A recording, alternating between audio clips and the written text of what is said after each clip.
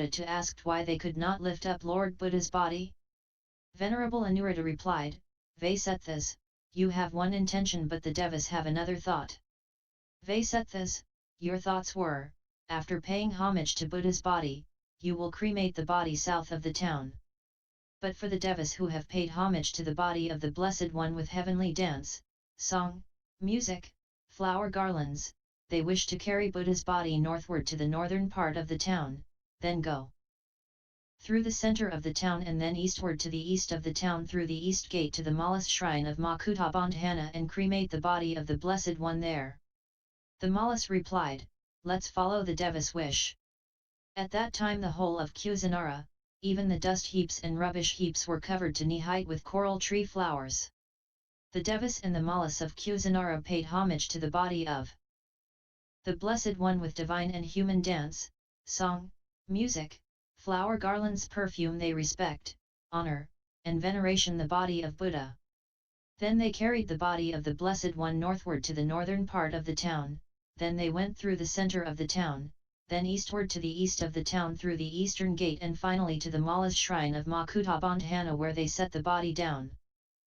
After that, the Mallas of Kusinara asked Venerable Ananda, how should we handle the body of the Tathagata?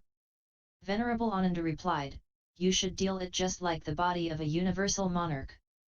Then Venerable Ananda illustrated how to deal with the body in details.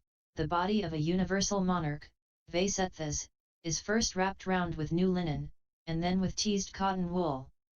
And again it is wrapped round with new linen, and again with teased cotton wool, and so it is done up to 500 layers of linen and 500 of cotton wool.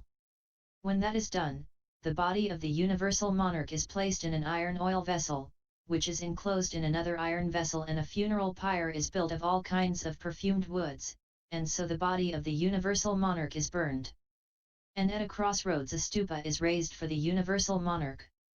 At that time the Venerable Mahakassapa was travelling from Pava to Kusinara together with a large company of 500 bhikkhus. When the Venerable Mahakassapa was resting at the foot of a tree, he met a certain Ajivaka who was on his way to Pava. He had taken a coral tree flower from Kusinara. Venerable Mahakassapa asked the Ajivaka, friend, do you know our teacher? The Ajivaka replied, yes, friend, I know. It has been 7 days since the ascetic Gautama passed away. I picked up this coral tree flower from there. Upon hearing this, those bhikkhus who were not yet freed from passion, lifted up their arms and wept, some flinging themselves on the ground lamenting that the Blessed One has passed away too soon. But those bhikkhus who were freed from cravings, mindfully and clearly aware, said that all compounded things are impermanent, what's the use of lamenting? Sitting in that group of bhikkhus, there was someone called Subhada, not the last convert of Buddha but another person by name of Subhada, who had renounced only in his old age. He commented to the monks saying, enough, friends. Do not grieve, do not lament. We are well rid of that great ascetic. We were always bothered by his saying, this is fitting for you, that is not fitting for you. Now we shall be able to do as we wish and not do war we don't like. But the Venerable Mahakassapa addressed the bhikkhus saying, enough, friends. Do not grieve, do not lament. For has not the Blessed One declared that with all things that are pleasant and delightful are exchangeable, subject to separation and becoming other? How is it possible that whatever is born, become, compounded is not subjected to decay? The conduct of Subhada was the leading cause of summoning the first Buddhist council. Mahakassapa was alarmed to hear of this, as wrong Dhamma and wrong Vinaya may prevail after the master's death. It is one of the leading causes to hold the first Buddhist council 3 months after Buddha's Mahàparinibbàn. This would be an effective method to ensure unity of teaching and concord among fellow monks. Disruptive and dissenting elements had to be kept at bay for peace and solidarity among the monk community. At that time, 4 Malla chief shaving washed their heads and put on new clothes wanted to set alight the Blessed One's pyre, but they could not. They consulted Venerable Anuruddha to find out the reason behind that. Venerable Anuruddha replied, you, Vaisethas, have one intention but the devas have another. Mallas, then what, Venerable Sir, is the purpose of the deities? Venerable Anuruddha, the Deva's intention is this: the Venerable Mahakassapa is on his way from Pava to Kusinara together with a large company of 500 bhikkhus. The Buddha's funeral pyre will not be lit until Venerable Kassapa the Great has paid homage with his head to the Lord's feet. Then Mallas decided to follow the wish of the Devas. Venerable Mahakassapa approached the pyre of the Blessed One, at the Siddhya of the Mallas, Makutabandhana, in Kusinara. He arranged his upper robe on one shoulder, joined his hands in salutation, he walked 3 times round the pyre, uncovering the Lord's feet, he paid homage with his head at the feet of the Blessed One. The 500 bhikkhus did likewise. When this was done, the pyre of the Blessed One burst into flame by itself. When the body of the Blessed One had been burned, no ashes or particles were to be seen of what had been skin, tissue, flesh, sinews, and fluid, only bones remained. Just like when butter or oil is burned, it leaves no particles or ashes behind. Also the 500 garments, even the innermost and outermost cloth were all burnt up. When the body of the Blessed One had been burned, water rained down from the sky and another which burst from the sal trees extinguished the pyre of the Blessed One. The Mallas of Kusinara brought water scented with many kinds of perfumes and they too extinguished the pyre of the Blessed One. The Mallas of Kusinara laid the relics of the Blessed One in their assembly hall, surrounded them with a lattice work of spears and encircled them with a fence of bows. They paid homage to the relics of the Blessed One with dance, song, music, flower garlands, and perfume, and showed respect, honor, and veneration to the relics of the Blessed One. The distribution of the Buddha's relics.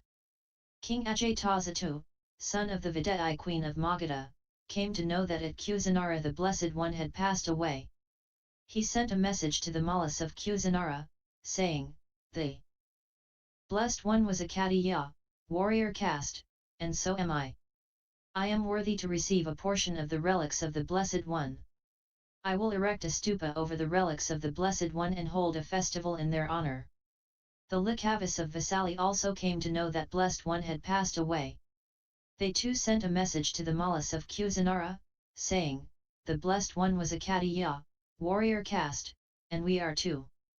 We are worthy to receive a portion of the relics of the Blessed One.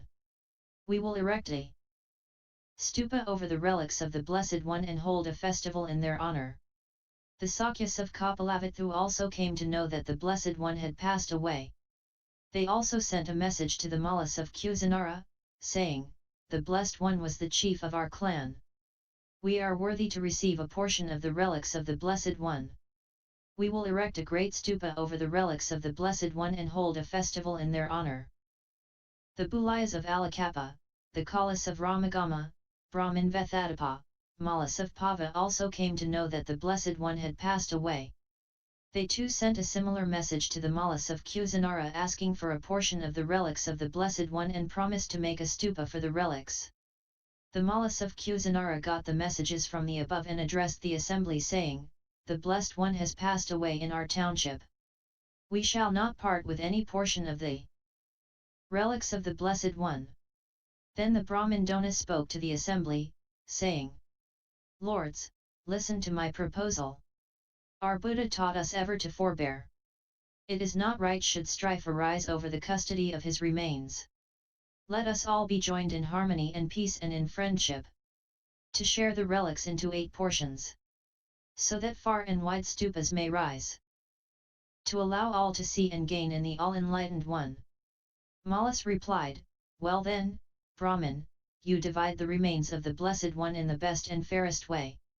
Then Brahmin Dona divided justly into 8 equal portions the relics of the Blessed One, and having done so, he addressed the assembly saying, "Let this urn, sirs, be given to me.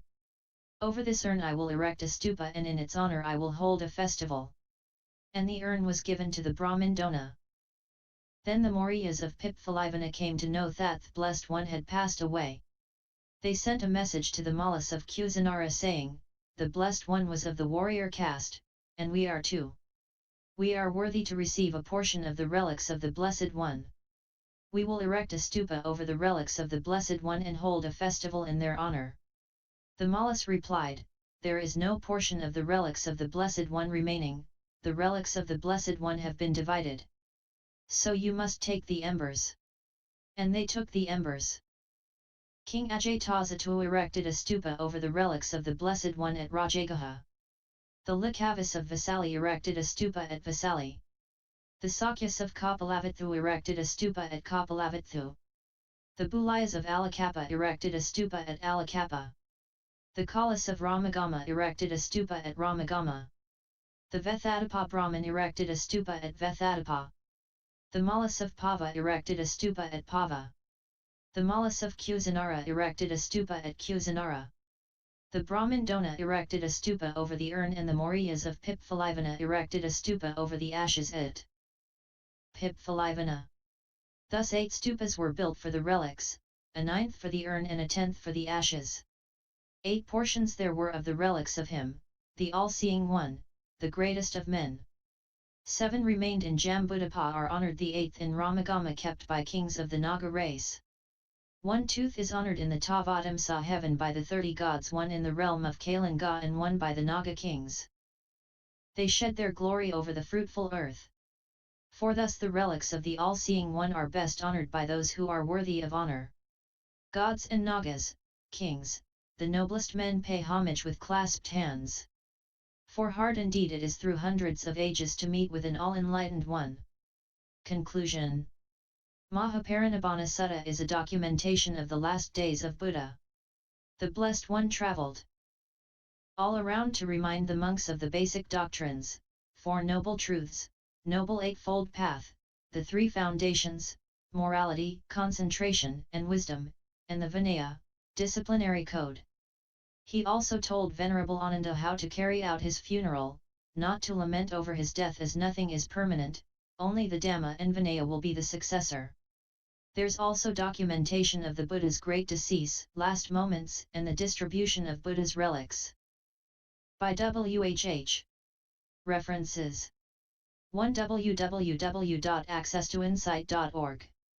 2. https://suttacentral.net/. 3. The Long Discourses of the Buddha, Bhikkhu Bodhi, http://www.suttas.com/dn-16-Mahàparinibbana-sutta.html. End DN 016.